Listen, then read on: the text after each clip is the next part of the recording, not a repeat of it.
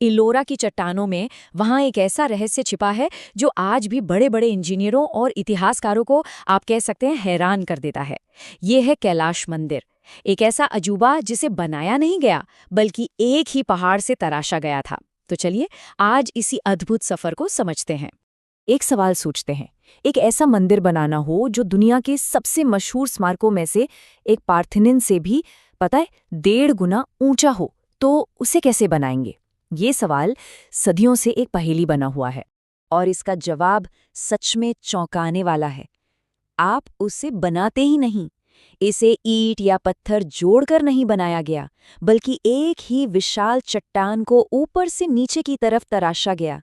ये एक ऐसी तकनीक है जो आज भी, सच कहूं तो लगभग नामुमकिन सी लगती है। तो चलिए सबसे पहले इसी अनोखी कारीगरी को समझते हैं, वो तरीका जिसने कैलाश मंदिर को दुनिया का सबसे अनूठा स्मारक बना दिया। अंदाजा लगाने के लिए अगर हम इसकी तुलना एथेंस के मशहूर पार्थेनन से करें, तो कैलाश मंदिर सिर्फ 1.5 गुना ज्यादा ऊंचा ही नहीं है, बल्कि इसका एरिया भी लगभग दुगुना है। ये प्राचीन इंजीनियरिंग का एक ऐसा नमूना है जिसका कोई मुकाबला ही नहीं। जरा सोचिए इसे बनाने में मेहनत कितनी लगी होगी। एक अनुमान है कि कारीगरों ने सिर्फ छेनी और हथौड़े जैसे साधारण औजारों से 2 लाख टन से भी ज्यादा चट्टान को हाथ से हटा दिया था। ये तो इंसानी लगन और हिम्मत का एक जीता जागता सबूत है। तो सवाल ये है कि ये किया कैसे गया? देखिए, सबसे पहले कारीगरों ने 3 गहरी खाइयां खोदकर चट्टान के एक बहुत बड़े हिस्से को अलग कर दिया। फिर उन्होंने ऊपर से एकदम चोटी से नक्काशी शुरू की। शिखर को पहले बनाया और फिर धीरे धीरे मंजिल दर मंजिल नीचे की ओर बढ़ते गए। और सबसे हैरान करने वाली बात, इस पूरे काम में किसी भी तरह का मचान यानी स्कैफोल्डिंग इस्तेमाल नहीं हुई। इसका मतलब साफ था कि गलती की कोई गुंजाइश ही नहीं थी। एक भूल और सब खत्म। तो फिर इस हैरत अंगेज कलाकृति के पीछे कौन था? चलिए इतिहास के पन्नों को थोड़ा पलटते हैं और राष्ट्रकूट राजवंश के उस दौर में चलते हैं जिन्होंने इस सपने को हकीकत में बदल दिया। इस महान काम का सेहरा किसके सिर बंधता है? ऐसा माना जाता है कि राजा दंती दुर्ग ने शायद इसकी शुरुआत की थी, लेकिन ये उनके बाद आए राजा कृष्ण प्रथम थे, जिनके राज में मंदिर का ज्यादातर हिस्सा बनकर तैयार हुआ। और ये एक ऐसी विरासत थी जिसे आने वाली पीढ़ियों ने भी संभाला और संवारा।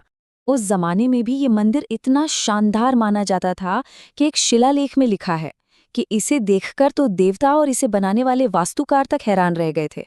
मतलब ये वाकई कल्पना से परे की चीज थी। लेकिन इस इंजीनियरिंग के कमाल के पीछे एक दिल को छू लेने वाली कहानी भी छिपी है। चलिए अब उस लोक कथा को जानते हैं जो इस मंदिर के अनोखे निर्माण की एक और वजह बताती है।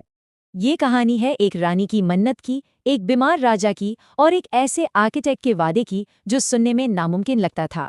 कहानी कुछ यूं है कि जब राजा बहुत बीमार पड़ गए तो रानी माणिकावती ने भगवान शिव से प्रार्थना की। उन्होंने कसम खाई कि जब तक वो एक नए मंदिर का शिखर यानी उसकी चोटी नहीं देख लेती, तब तक वो उपवास रखेंगी। उन्हें पूरा यकीन था कि उनकी भक्ति से उनके पति ठीक हो जाएंगे। अब ये बहुत बड़ी चुनौती थी, क्योंकि आम तरीकों से मंदिर का शिखर बनाने में तो महीनों या शायद साल लग जाते। पर तभी कोकासा नाम के एक आर्किटेक्ट ने एक हिम्मत भरा वादा किया कि रानी सिर्फ 1 हफ्ते के अंदर शिखर देख सकेंगी। और कोकासा ने अपनी सूझबूझ से कमाल कर दिखाया।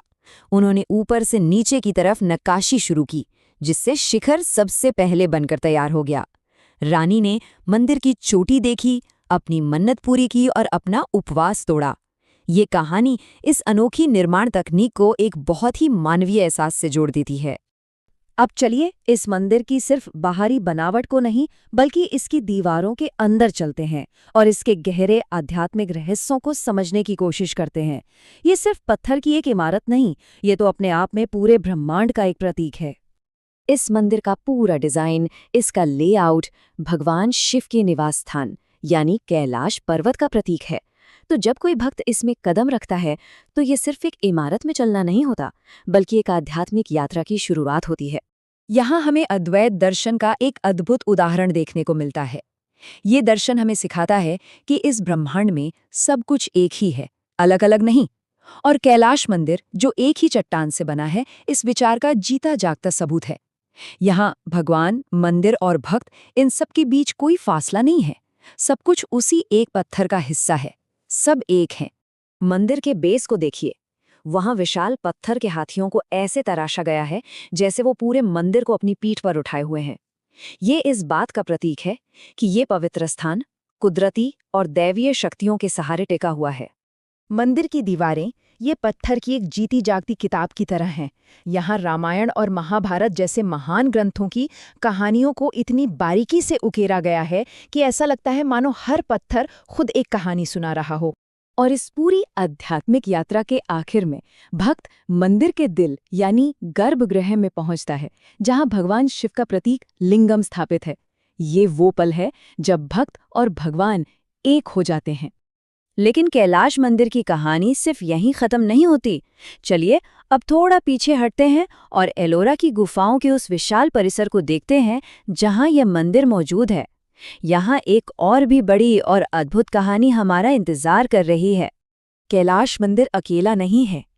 ये 100 से भी ज्यादा गुफाओं के एक बड़े समूह का हिस्सा है, जो सब एक ही चट्टान पर बनी है।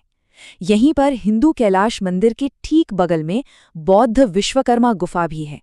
ये नज़ारा अपने आप में बहुत कुछ कहता है। एलोरा सिर्फ एक धर्म का केंद्र नहीं है, बल्कि ये हिंदू, बौद्ध और जैन तीनों धर्मों का संगम है। सोचिए, सदियों तक इन तीनों धर्मों के कारीगरों ने एक ही जगह कंधे से कंधा मिलाकर काम किया। इसी वजह से एलोरा धार्मिक सहनशीलता और सद्भाव का एक बहुत शक्तिशाली प्रतीक बन गया। तो आज के इस दौर में जब दुनिया में हमें अक्सर बंटवारा और मतभेद देखने को मिलता है, एलोरा हमें क्या सिखा सकता है? एक ही चट्टान पर 3 अलग-अलग धर्मों का ये संगम हमें बार-बार याद दिलाता है कि साथ मिलकर रहना, सद्भाव से रहना मुमकिन है।